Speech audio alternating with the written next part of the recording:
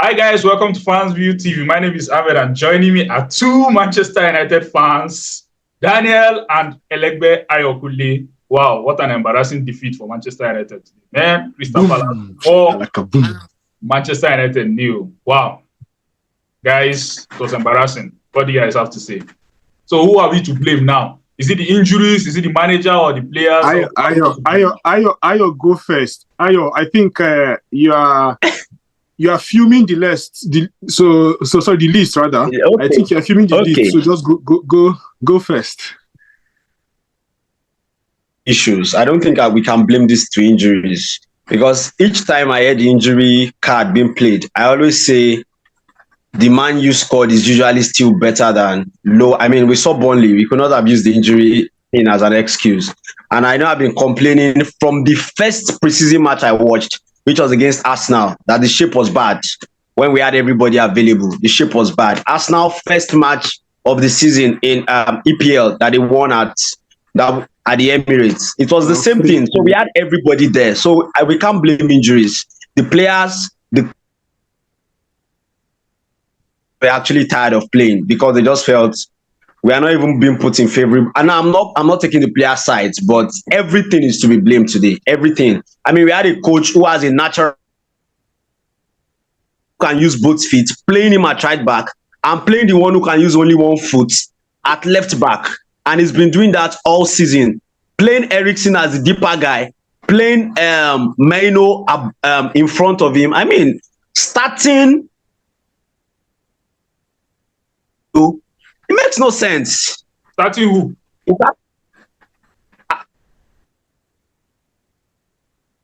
Worst player I've ever seen play for my club.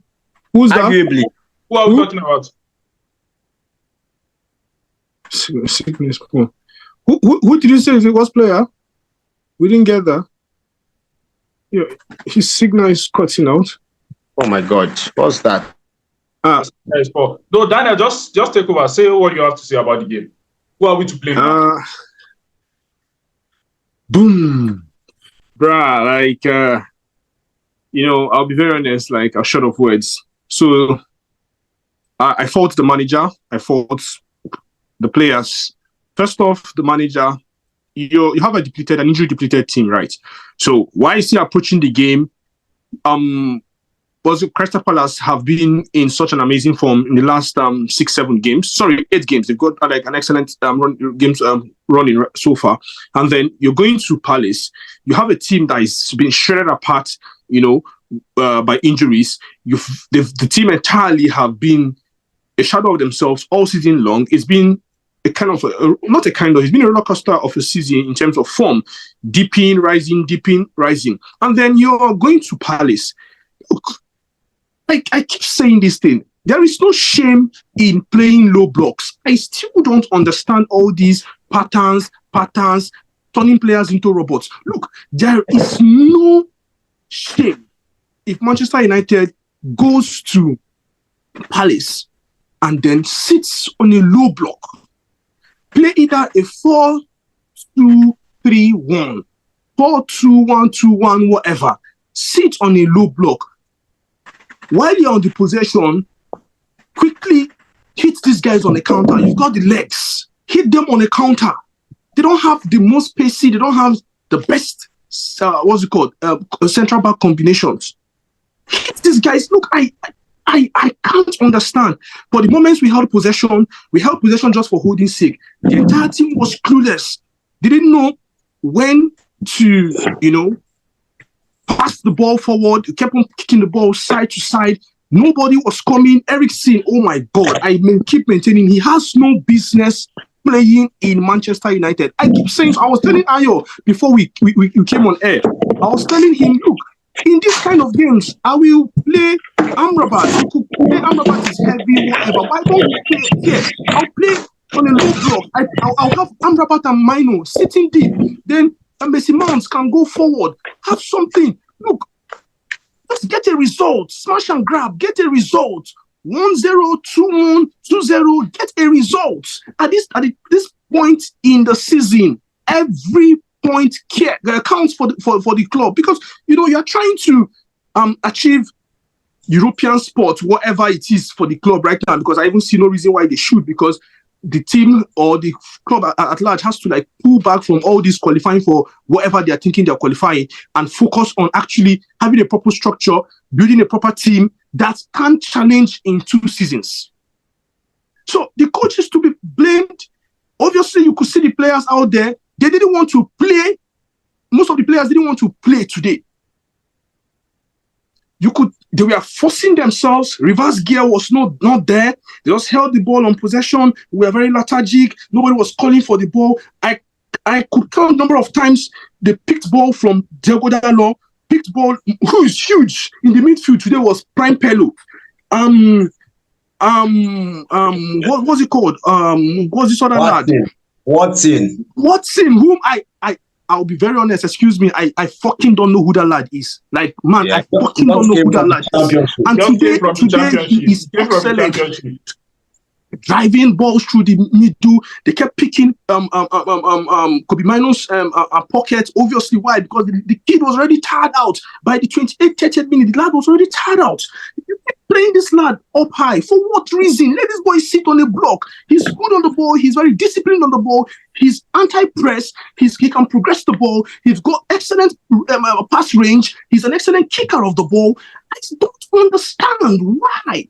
We don't even know. Are we playing 4-3-3? Are we playing 4-2-3-1? What are we playing? Players just keep running everywhere. Wan-Bissaka was like a log of wood on the pitch today. Body language, obviously, has never always been there. I fucking didn't get it. After Wan-Bissaka's first season at Manchester United, you guys know that from the second season, I started complaining. Hell. I started complaining. I told you guys that Man United will not go forward with this guy. I don't like his body language. I don't like it. They kept picking his pockets. He was always out of position. I don't like his body language. He goes forward. You don't even know what he's doing with the ball when he goes farther forward at the third end. You don't get the best crosses from him. You don't get the best 1-2 plays from him. You don't get him helping in widening the pitch. I don't even know. I don't know. Get Anthony out of that team. Get Wan-Bissaka out of the team. Casemiro, ask him, does he want to stay? Because I think Casemiro threw in the towel at about 65, 67th minute tonight. He was hoping for the final blast of the whistle. Yes. Basically, it was evident. It was clear. So, look, get Anthony out of the squad. Wan-Bissaka out of the squad. Look, sure, all these deadwoods, ship these guys out. You need a good 5-7 players to come in and you begin to build. Mix them with the young lads you've got, under 21s, under 23. See what you can get. See players you can get in on loan. Look, begin to build. What we should have done 10 years ago, do it now. If there is anything that's actually going to come out from this whole whatever Sir Ratcliffe team, magical whatever they are putting together that I am not even so enthusiastic about, I'm just crossing my fingers to see what's going to happen. They actually have to begin from this night. Agents, reach out to agents. Look, I don't need your blood here by the end of this season. Wherever you are going, just imagine, Eriksen, what's he doing in that team? But you are blaming the players completely without talking about the manager. No. I already pointed it out. The coach, obviously, he showed them tactical what's it called? Weaknesses or whatever. Yeah, ineptitude. By the formation, the manner he approached the game. And again, time no number, his choice for substitution is like, what does he see on the pitch? In this kind of game, I'll be very honest with you. Anthony might be shite, but in a game where you need to just sit and try to grind a result, you play him. You don't need to remove Messi Mount from this game. Eriksen playing 90 minutes for what? Meet me with the whole Messi Mount is not fit. Let him die on the pitch. He's a 50 million quid lad who has played. Today was just his 5th start in all of the season. What are you taking him off for? Are you having Eriksen play on 90 minutes in the pitch? Pressing about? For coming up now, with all due respect to Eriksen, the man is half dead. I don't get it. You Højlund. They keep making Højlund look stupid. You think the Diagonals, the guy is running, nobody brings ball to him. He comes into the midfield and tries to play, to stand off the players, playing, with his back, trying to play the quick 1-2s and whatever. And nobody's playing because the entire midfield, there is no ball retention, there is no quick passes. There is nobody who could make split decisions, who could read the game, who could manage to dictate the pace of the game. Every time we keep getting outplayed, we were very lucky the other night at Brentford not to have lost the game by 5 goals. True. It is the same thing. This is the fourth consecutive game. This is the fourth consecutive game. This is the fourth consecutive game Eriksen is playing. Look, I'm coming. Before we get to Onana, I think I'll have to sign on for Manchester United. I will take a bus down to Manchester and see if they can get me on the roster. Because sometimes it's like Onana is playing, what's this, our childhood game we used to play? Is it catcher? Or I don't even know. Like, catcher. I don't understand sometimes. Like, I don't understand. The Ulisses second goal shouldn't have been, hitting the back of the net. Exactly. Why go with the left hand? Go with the right hand, you hit that thing out. Bro, can the season come to an end already? Can the season come to an end already? Why would they beat you at your near post like that? Exactly. And they've done that many times this season. He's been beaten at his near post many times this season. Why would they beat you at your near post like that as a goalkeeper? Then look at that one that Edward's ball. That one that hits the upright. Yes, Hudson Edward. He didn't move. Just look at. He does that many times. He doesn't move for balls. I can't count the number of times he's been scored those kind of goals. He's always scored the pin because he's always on his flat foot. And look at the ball. He's always on his flat foot. He's always flat-footed and low and going low. The waist is about your balance beam on your body, your entire frame. Your waist is on your body. And so once you are that low as a goalkeeper and you're flat-footed, that's why they keep catching him on pins. They keep pinning him at the spot and keep getting the ball past him. You can't. I wonder what the goalkeeping coaches are saying. Exactly. Who is even the goalkeeper coach of Manchester United? Who are making these decisions? I don't know. Who are the people making these decisions? Because obviously, time and time again, these things keep happening and in the same manner.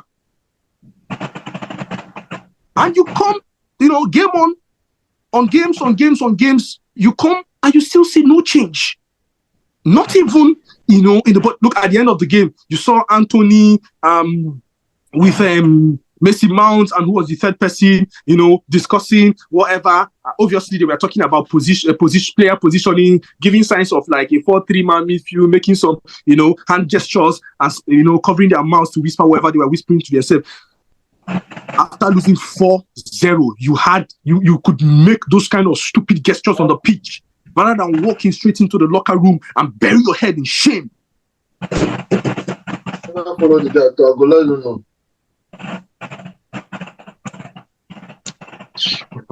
So bad. What do you want to say? Yeah. Let's talk about Onana first. Say what do you have to say about Onana? Well, I don't know. He's saved us a lot of times, but it's also cost us the same measure of times. So I don't know. He's a goalkeeper I like. I don't know what's wrong. Maybe it's a mental issue or something. But he needs to sort it out. I mean, that's what I have to say. I don't know. I know the whole team has not utilized his greatest strength, which is playing with the ball. But him catching the ball, which is the primary duty of a goalkeeper, fine. He's had a lot of saves. He's faced too many shots for a goalkeeper, which David De Gea fans also complained about last season. De Gea also faced too many shots. So I really don't know. I don't want to blame him entirely. Like I say, it's a combination of too many factors for Man U. Too many factors. Because last season, we all thought if De Gea left, our problems would be solved. Here we are again. And to be fair, if you look at his saves and everything, he's among the top 5 or top 7 in the league. Obviously, when you get shot at 23 times per game, averagely, what do you expect? Even Yaskalaina, have you guys forgotten? Yaskalaina of Bolton won Varas. Yaskalaina of Bolton won Varas was always recorded. Yes, obviously, you should get those number of saves because he's been shot out, I think, averagely 23 times per match. That's But crazy. apart from number of saves, save percentage is also used, and I think he ranks high too. Varane, what's Varane doing in that club? Guys, God, if we play like this against Arsenal, oh my God. No, there is no way we want to play that we are going to. The most we can ask for against Arsenal is a draw. How do we want to play? Which other way? How have we been playing since beginning of season?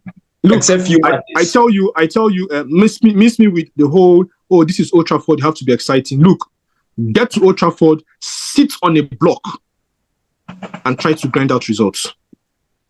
Look, get results.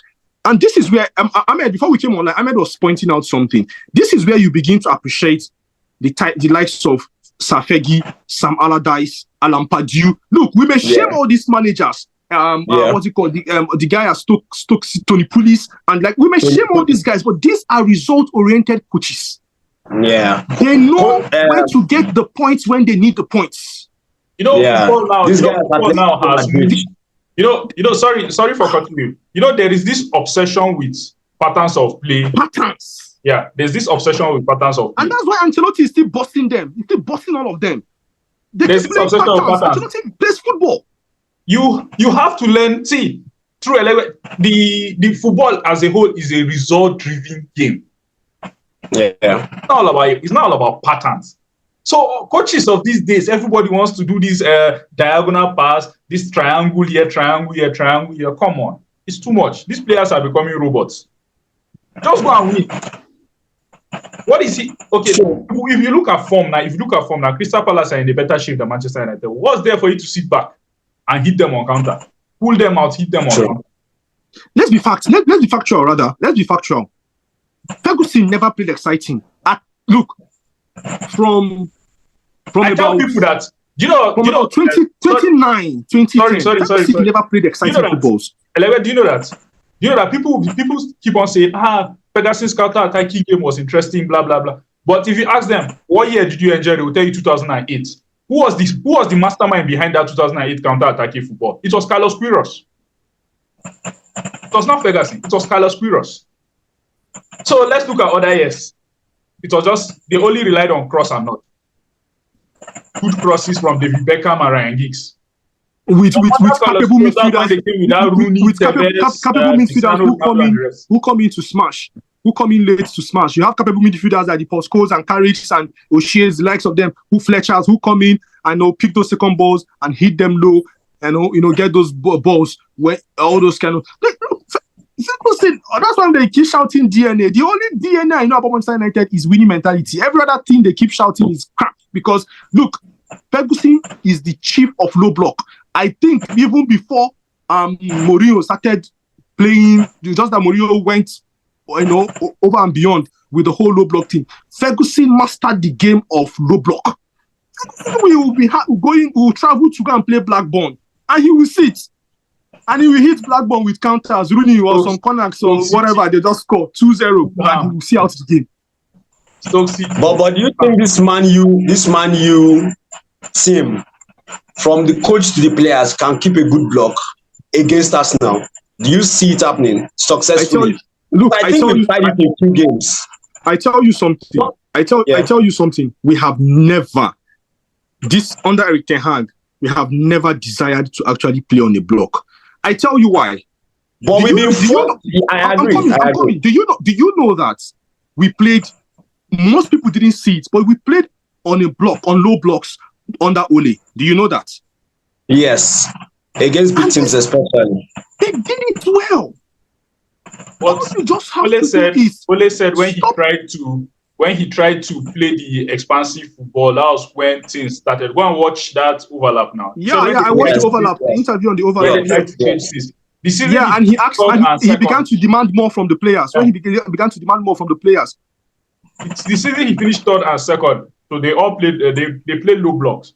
But the third season, when he wanted to let's go forward. Then I think the DNA. Then if we want to look at the DNA of it, the DNA of Manchester United is counter-attack. Any coach that tries to bring the new style of play struggles, because I will not lie to you, but our best performance under Ten Hag, if you look at it very well from last season to date, where the times he decided to like, let's play counter-attack. Be compact, yeah. When Yeah. be compact, yeah. Counter-attack. Yes. I don't. Anytime he tries to play the possession-based football, they play nonsense. Did you see the interview with Gary Neville earlier in the week? Sorry, it was earlier last week. Yeah, I read about it. No, watch the interview. He admitted to the fact that the possessive football and being, trying to playing on a compact, being difficult to break down, was the reason why they were successful last season, because he looked at the players he had and whatever. And then when he was now, Gary further probed him why he, despite having seen the whole statistics being rolled out this season thus far, why he has always persisted in playing the way he has been playing, trying to be more expansive, thus opening up, his team to receiving the number of shots they receive and the attacks and all that are being wheeled out at them and all that. And he was like, there is a decision, you have to finally begin to do it so that it is an identity you want to get on with. Talking about exciting crap. Look, not until you have those players. Not until you have those players. Look, I keep saying this thing. First off, let your players be comfortable and confident on the ball. Pep Guardiola, that was what he did in Man City. He ensured, and then gradually he began to read off the players who weren't confident rather on the ball, who weren't composed on the ball. What's it called? The lad at Arsenal, Arteta, he did that for 2-3 seasons, or will I say 2.5 seasons prior to this season we have now. Yeah, I don't like mentioning the Tottenham guy because honestly, I always see the Tottenham guy as just an excellent philosopher. It's just, the euphoria that comes with signing a good a coach. He's an excellent human being, no doubt, and all that. But that press conference are very interesting. Wow. Yeah, he's an excellent philosopher. He's a great talker. This man thinks well. He's an excellent thinker. He shows how much he thinks. So, look, if you look at some of the things that are playing decently, even Liverpool, it took Liverpool 2 seasons to finally adopt the style of play they want, or the coach. And in those 2 seasons, let's not forget that in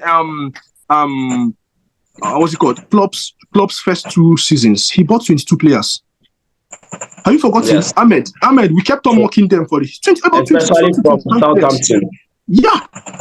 So and he kept on changing these players, changing until he got the guys who suited the style of play. So I really don't understand why ETH is stubborn.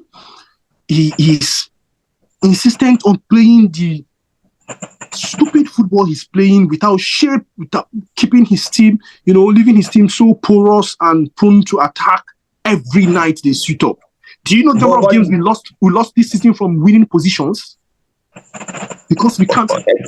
Like who goes 2 goals up and lose a game 3-2, 4-2, 4-3? That's crap. That's crap. I can't wait for the season to be over. I just hope we don't get mauled by Arsenal. Arsenal then City. Guys, before we go now, let me ask. This result will be the final nail on the coffin for ETH. Oh yes. No. I don't think. Look, I don't think ETH is getting sacked. I don't think he's getting sacked. I don't think he's getting sacked. Look, there are no options. There are no better options. Let's be sincere with ourselves. If you're talking about the Brighton guy, that's another fight, inshallah. The Brighton. What of Tuchel? Oh yeah, Tuchel. I can say Tuchel, but Tuchel wouldn't be there for the long term. That's the fact. I don't mind. He should come and do 2 years and leave. Except you want us to adopt the Chelsea under. I think it worked for them. Like I told Ahmed, it worked for them. Yeah. They were the most successful in that period. Yeah. And they still are. In the last 15 years, they are the most successful English side. They won the UCL, the Europa, won I think 3 or 4 Premier League titles, won Carling Cups, won FA Cup against Manchester United. The Hazard 1-0 goal that he just goofed. And all that. Oh man, it's such a shame. I'll be honest, it's such a shame. Finally, I had to check that we're not playing Barcelona because the jersey looked alike. Huge Stone Prime Pelo. These guys are just progressing through the midfield. So, what are your final thoughts before we go? Final thoughts. My final thoughts, I don't think we are winning any game till the end of the season. I agree. And I'm Wow, indifferent to Man U at this point. I'll watch the games, no doubt, but I'm indifferent. At halftime, I predicted that it was going to end 4-0, and they proved me right. So I don't think we are winning any game. I don't see us beating Brighton. I don't see us beating Arsenal. There's one other team. Newcastle. I don't see Newcastle. At least 3-0 at least. We might score though, but they will score at least 3. And the funny part here, the funny thing is this: Arsenal needs to win because they are hoping City picks a draw somehow. Newcastle have to win because they have to fight off Brighton's late surge and Aston Villa and all the guys to get to secure their Europe position and all that. So these are games that obviously we don't. Only God even knows the players who are going to have available. We may wake up tomorrow morning and they will tell you that Mason Mount is dead, and what's it called? Maybe Højlund on his way he had a car crash, so he's suffering from mental whatever. And then they could now tell you that probably on one of those dives he broke his shoulder. He's a depleted. When the camera panned towards the bench of United, they actually took a very deep laugh. Look, it was it's like so no Europe next season. No. I actually don't even. It's good. It's good. If you ask me, it's good. I prefer it. Yeah, it's good. If you ask me, it's good. No Europe. No Europe. I thought it was a Conference League. I actually hope we finish 10th. If I'm being honest with you, I don't want us to go to Europe. We don't need to be in Europe. We don't need. Let's forget the whole. It's not about. I would take Europa League, but we can't make Europa League. But I don't think I fancy Conference League because I think it's a good way to play young people, build a squad. If you are rebuilding, Europa League gives you options to have minutes. But if it's not Europa, I don't really fancy Conference League. I don't know. And I've always said if you don't go to Europa to win, then you don't have no business as Man U going there. No business. If you don't win, it's nothing. I can't wait to watch Real Madrid win the UCL. I think that's just going to cap my season. That's all. That's all. I think next season I'm going to have to pull back, except for the expansion we are hoping to make here with the fans view and all that from the end of this season. Else for that, I don't think I will be watching, particularly watching Manchester United. But for what we have, the project we have. That is what you say, but I'm telling you, August 12th or 13th or which date? I don't know when the next start. July 13th, first preseason game. It will be there. First, he will be following Romano up and down, stalking Romano.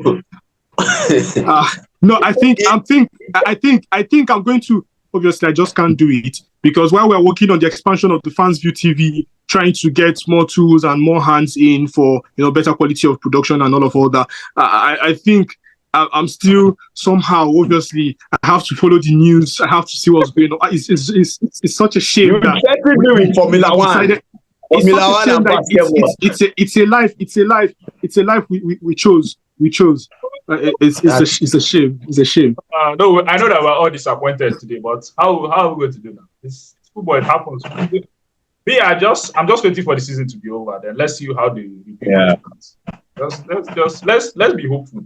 Arteta suffered for 3 years, and look at him today. So let's be hopeful. Things might turn around. I actually think ETH is not getting sacked. I'll be very honest with you because with all the news I don't even know what to say. If they sack him, fine. If they don't sack him, fine. Yeah. As much as we're trying to be indifferent, but I was saying something parallel. We coming online. I was saying about obviously, it's been an injury, plagued season and all that, and then. He should be given one more season. The deadwood should leave and they see, what could be done for him, have a structure, and then let's see. Because Ole had the complaint, Mourinho had the complaint, Van Gaal had the complaint about, just about when things were about to click, when things were about to click. So I'm sorry, Ayo was saying something. He said, least ETH goes to offer one interview tomorrow and say when it was just about to click. So let's allow it to click for him one more season and let's see what happens. After all, you know, rather than, because we've done a lot of payouts, so rather just let him see out his contract. If he goes well, we give him a 1 or 2 year extension. If he doesn't, you know, obviously it will be just a pretty exit. We know that, you know, at least we honored his contract, you know, for the 3, you know, seasons as he penned down. It's trust me.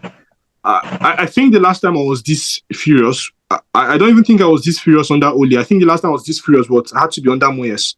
I think it had to be under Moyes. No. You were furious. You were furious under Oli. You were furious. You were furious under Oli. You said all of them were incompetent. You said McKenna, Carrick, they are not fit to coach Manchester United. Yes. McKenna has done back-to-back league promotions since then. Yes, you were furious under Oli. So guys, I said I don't think I was this furious. Okay. You were more than this furious. I've seen you more furious than this. You are fury in itself. Okay, guys, thank you very much for joining me, guys. All right. Have a good night. Sleep. Good night. Yeah. Good night. Yeah. Bye.